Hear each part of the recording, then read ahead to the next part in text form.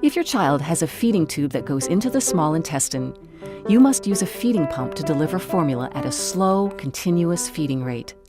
This is because the small intestine cannot hold as much formula as the stomach.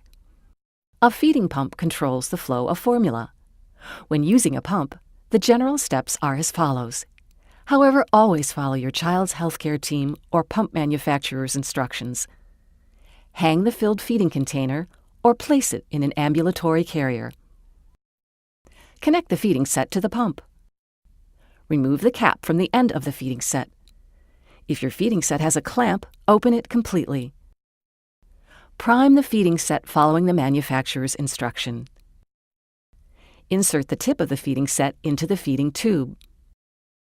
Turn on the pump and set the flow rate. Start the pump.